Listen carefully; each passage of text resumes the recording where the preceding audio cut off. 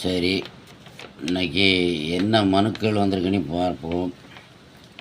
சரி, ஒரு முக்கியமான மனு ஒன்று வந்திருக்கு. அதில் நிறைய கேள்விகள்லாம் கேட்டிருக்காங்க. முதல் கேள்வி: ஐயா, நீங்கள் முழு நேர அரசியல்வாதியாக இருந்தால் என்ன செய்வீர்கள் அப்படின்னு கேட்டிருக்காரு. நல்ல கேள்வி தான் ஐயா. நான் அதுக்கு பதில் சொல்கிறேன். முழு நேரம் அரசியல்வாதியாக இருந்தால் இப்போ எப்படி இருக்காங்க அரசியல்வாதிலாம், அப்படித்தான் நானும் இருப்பேன். ஆமாம், அப்புறம் நான் மட்டும் நான் மாறுபடாத இருப்பேன். ஆமாம். அடுத்த கேள்வி: ஐயா, நீங்கள் ஒரு தொகுதியில் எம்எல்ஏவாக ஆகிவிட்டால் தொகுதிக்கு என்ன நன்மைகளை செய்வீர்கள்? இதுவும் நல்ல கேள்வி தான். நன்மைகள் செய்யலாம், செய்ய தான் செய்வோம். நன்மை செய்கிறதுக்கு தானே வந்திருக்கிறோம். ஆனால் அது நன்மை நாங்கள் செய்கிறது நீங்கள் உங்கள் கையில் தான் இருக்கும். ஒரு ஒரு தொகுதியில் நாங்கள் ஒரு வேட்பாளராக இறங்குனோம்னா சும்மா இறங்க முடியுமா? எத்தனையோ பல கோடி ரூபா செலவு செய்ய தான் தொகுதியில் நிற்கணும். பணத்தை போட்டு தான் முதல்ல நிற்க வேண்டியிருக்கு. வெற்றி பெற்றாலும் போட்ட பணத்தை திரும்ப எடுக்கணும். இது போக மிச்ச மீதியில் தான் உங்களுக்கு ஏதாவது நன்மைகள் செய்யணும். இதுலேயும் ஒரு சில விஷயங்களை செய்ய முடியாமலே போயிடும். ஆமாம், ஒரு செங்கலை மட்டும் நாங்கள் நடுவோம், அடிக்கல் நாட்டுவோம். அப்புறமா அதை செய்ய முடியாமலே போயிடும். நீங்களும் மறந்துடுவீங்க, நாங்களும் அதை கடந்து போயிடுவோம். அது அப்படி போயிடும். இப்படித்தான் போய்கிட்டு இருக்கோம். நீங்கள் ஓட்டுக்கு பணம் வாங்காமல் இருந்தீங்கன்னாக்கி நாங்களும் ஏதாச்சும் ஒரு அந்த செலவு செய்கிறத கம்மி பண்ணி ஏதாவது நன்மை செய்யக்குள்ள வழிவகை செய்யலாம். சரி, அடுத்த கேள்வி என்ன கேட்டிருக்காரு: ஒருவேளை நீங்கள் மக்கள் மத்தியில் பிரபலமாகி சிஎம் ஆகும் தகுதி பெற்றுவிட்டால். சரியான கேள்வி. சிஎம் ஆகிறதுக்கு என்ன, இப்போ நானும் இந்திய நாட்டு குடிமகன் தானே. சிஎம் ஆகிறதுக்கு ஆகலாமா? நீங்கள் மனசு வச்சா நானும் ஆகலாம். ஐயா, நீங்கள் சிஎம் ஆகிவிட்டால் தமிழகத்துக்கு என்னென்ன திட்டங்களை கொண்டு வருவீர்கள்? ஐயா, திட்டங்கள் இருக்குது, நிறைய திட்டங்கள் இருக்குது.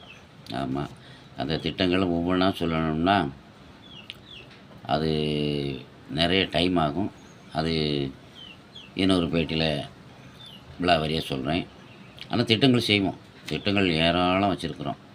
திட்டங்கள் நிறைய எண்ணற்ற திட்டங்களை வச்சுருக்குறோம். ஆனால் அதை பூர்த்தி செய்கிறதுக்கு முயற்சிக்கிட்டே இருப்போம். முயற்சி பண்ணிக்கிட்டே தான் இருப்போம். ஆமாம், 5 வருஷம் ஆட்சி இருக்குல்ல, 5 வருஷமும் நல்லா முயற்சி பண்ணுவோம். திட்டங்களுக்கு நிறைய திட்டங்கள் இருக்குது. ஆமாம். அடுத்தது என்னது கேட்டிருக்காரு: ஐயா, கல்வி மருத்துவம் இரண்டையும் இலவசமாக தரமாக கொடுக்க முடியுமா? கொடுக்கலாமே, ஏன் கொடுக்க முடியாது? அது இரண்டும் தரமாக தானே இப்போ கொடுத்துக்கிட்டு தானே இருக்காங்க. ஆமாம், அது எந்த குறையும் இல்லாமல் இருக்குது. நீங்கள் போகணுங்கள, நீங்கள் பணம் கட்டி படித்தா தான் பெருமையாக இருக்குன்னு சொல்லி அங்கே போகிறீங்க. பிறகு நாங்கள் என்ன பண்ணுறது? அரசு மருத்துவமனை இருக்குது, அரசு பள்ளிக்கூடம் இருக்குது. போங்க, அங்கே போய் படிக்கணும்ல. நீங்கள் அரசு பள்ளிக்கூடத்தில் படித்தாக்கி கௌரவ குறைச்சலாக இருக்குன்னுட்டு நீங்கள் தனியார் பள்ளிக்கூடத்தை நோக்கி போகிறீங்க. அதுக்கு நாங்கள் என்ன பண்ணுறது? அது உங்களுடைய தவறு. அடுத்தது என்ன கேட்டிருக்காரு: ஐயா, தண்ணீர் பற்றாக்குறைகள் இருக்கிறது தமிழகத்தில் அநேக இடங்களில். இருந்தும் நமது கடலில் கலக்கின்ற நதிகளை நாம் இணைத்து இன்னும் குடிநீர் வழங்க, முழுமையாக குடிநீர் மக்களுக்கு கொடுக்க முடியவில்லையே, ஏன்? சரியான கேள்வி. கொடுக்கலாம், கொடுப்பதற்கு எந்த தயக்கமும் இல்லை. கொடுக்க வேண்டும் என்ற ஆசையும் இருக்கின்றது. ஆனால் அந்த நீரை கொடுப்பதற்கு எளிதாக கொடுத்து விடலாம். இப்போ இந்த ஒரு சாலை போடணுன்னு வைக்கலாம். அந்த சாலை போடுறதுக்கு எவ்வளோ செலவு பண்ணி இந்த அரசு காஷ்மீர்லேருந்து கன்னியாகுமரி வரைக்கும் சாலை அமைக்கிறோம். எவ்வளோ இடங்கள்லாம் தேவைக்கு உண்டான இடங்கள் எடுத்துக்கிறோம். அதே மாதிரி இது குழாய் மூலமாக உங்களுக்கு தண்ணீரை கொண்டு பாதிப்பு விவசாய நிலம் எந்த நிலமும் எடுக்க வேண்டிய அவசியம் இல்லை. குழாய் மூலம் பதித்து தண்ணியை கொண்டு தந்துடலாம். அப்படி கொண்டு தந்து நீங்கள் செழுமை அடைஞ்சு நீங்கள் உங்களுக்கு தாகத்தை தீர்த்துட்டா எங்களை மறந்துடுவீங்க. இப்போ நாங்கள் வந்து அரசியல் பண்ணுறது எப்படி? நாங்கள் வந்து இப்போ இந்த தண்ணீர் பற்றாக்குறைகள் இது அது இருந்தால் தான் நாங்கள் வந்து இதை வச்சு அரசியல் பண்ண முடியும். இப்போ கூட நீங்கள் சில நேரம் நீங்கள் கவனித்து பாருங்கள், நாங்கள் எலெக்ஷன் நேரத்திலலாம் உங்களுக்கு கரண்ட்டும் கட் ஆகாது, தண்ணீரும் தட்டுப்பாடு இல்லாமல் தருவோமே. ஆமாம், அதை மாதிரி அடிக்கடி எலெக்ஷன் வரட்டுன்னு நினைக்கும், இந்த தேர்தல் வரட்டுன்னு நினைக்கும், உங்களுக்கு தண்ணி பற்றாக்குறை இல்லாமல் எப்பவும் கிடைக்கும். அடுத்து என்ன கேட்டிருக்காப்ப, ஐயா அரசியல்வாதிகளாக நீங்கள் வரும் முன் என்ன செய்தீர்கள்? ஐயா அரசியல்வாதியாக வர்றதுக்கு முன்னாடி நான் வந்து ஆடு மாடு தான் மேய்ச்சிக்கிட்டு இருந்தேன் ஐயா. விவசாய குடும்பத்தில் உள்ள பிறந்தவன் தான். அப்புறமா படிப்படியாக தான் இந்த சத்யராஜ் படம் ஒன்று பார்த்துருப்பீங்களா, அம்மா சொல்லிட்டு, அதுமாதிரி படிப்படியாக அப்படியே முன்னேற்றங்கள் தான் வந்து ஒரு அரசியல் பதவிகளுக்கு வந்திருக்கிறோம். ஆமாம், முதல் வந்து சாதாரண ஒரு கூலி வேலை தான். ஐயா அடுத்த கேள்வி என்ன கேட்டிருக்காரு? ஐயா இந்த பாலியல் குற்றங்களுக்கு என்ன தண்டனை தூக்கு தண்டனை வழங்க முடியுமா? கொடுக்கலாம். தூக்குனா நான் இப்போ உடனே பிடிச்சி ஆடு மாட கயத்தில் போட்டுடலாமா? முடியாது. அது இருக்குது, சட்டத்திட்டங்கள் நிறையா இருக்குது, சாட்சி இருக்குது, அது இருக்குது. இதுகளெல்லாம் கொண்டு நிரூபித்து எடுத்து அது உறுதியான சட்டம் கொண்டு தூக்கில் போடணும்னா பிறகு என்னது மனித உரிமைன்ட்டு ஒன்று அவங்க வருவாங்க. இப்படி நிறையா சிக்கல்கள் இருக்குது. எடுத்தும் கவுத்தும் பிடிச்சோம் தூக்கில் போட்டோன்னு போட முடியாது. நிறையா இதுகள் இருக்குது. அதில் சட்டங்கள் இருக்குது, நல்ல நல்ல சட்டங்கள் இருக்குது. நாங்கள் அதிகம் அந்த சட்டங்களெல்லாம் பயன்படுத்துகிறது கிடையாது. ஆமாம். சரி, அடுத்து என்ன கேட்டிருக்காரு? ஐயா நீங்கள் தேர்தலுக்கு முன்பு காண்பிக்கும்போது மிக குறைவான சொத்து சுகங்களை காமித்துள்ளீர்கள்.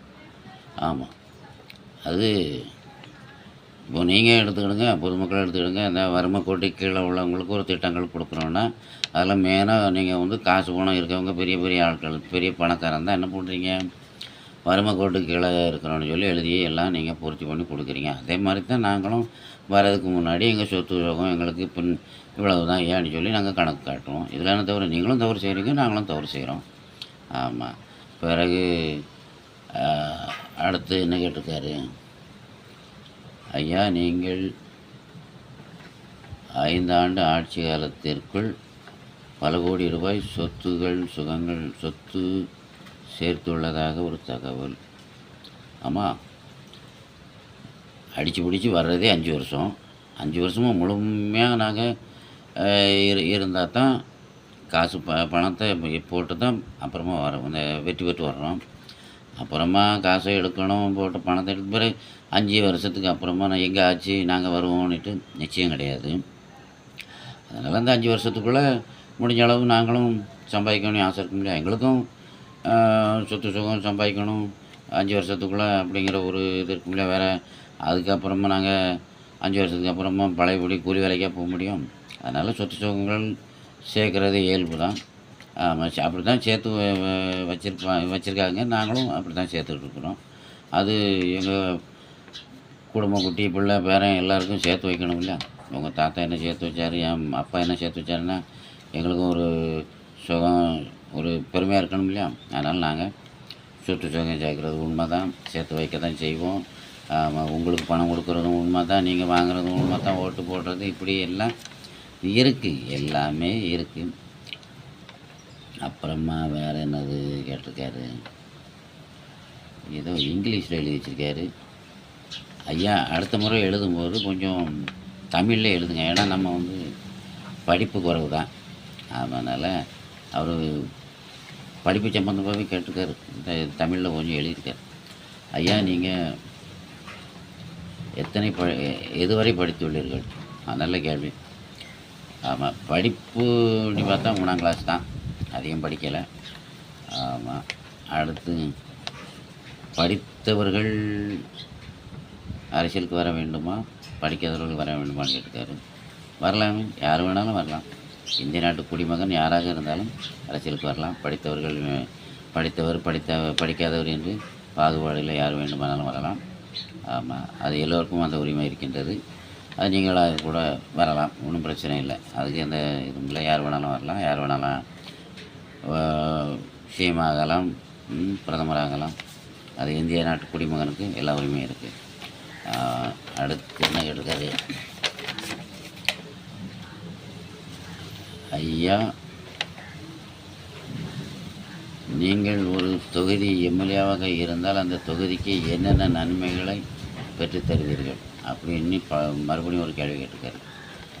ஐயா, தொகுதியில் இப்போ என்னென்ன குறைகள் இருக்குன்னு முதல்ல நாங்கள் உங்கள்கிட்ட நாங்கள் கேட்டு தேர்தல் நேரத்திலே நாங்கள் அந்த சுற்றுப்பயணத்திலே உங்கள்கிட்ட நாங்கள் குறைகளை கேட்டு தெரிஞ்சுக்கிறோம்.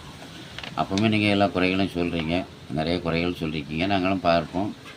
ஆமாம், அப்புறமா ஒவ்வொரு குறைகளாக நீங்களும் சொல்லுவீங்க, நாங்களும் கேட்போம். அப்புறமா செய்வோம், ஒன்று ஒன்றா செய்வோம்.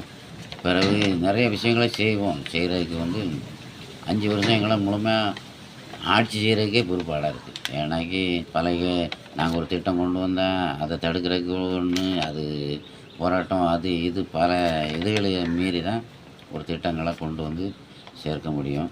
பிறகு எங்களுக்கு கீழே இருக்கவங்களும் நல்லவங்களாக இருக்கணும். அவங்களும் நேர்மையாக இருந்தால் தான் உங்களுக்கு அந்த திட்டங்கள் சேரும். நான் இப்போ மேலிடத்துலேருந்து ஒரு சிஎம்னு நான் வச்சுக்கிடுங்க, ஒரு முழு ஐஸை கொடுத்து தொகுதி மக்களுக்கு கொண்டு கொடுங்கன்னா, இடையில இருக்கவங்க ஆளுக்கு கொஞ்சமாக நக்கி கொண்டு போனால் உங்களுக்கு கடைசியில் கம்பு குச்சி தான் சேரும். இப்படித்தான் நிறைய திட்டங்கள் கரைஞ்சே போயிடும். ஆமாம், நன்றி ஐயா. சரி, வணக்கம் ஐயா. ஆமாம், நன்றி. நல்ல கேள்விகளாக கேட்டிருக்காரு, எனக்கு தெரிஞ்ச பதில் சொல்லியிருக்கிறேன். நன்றி ஐயா.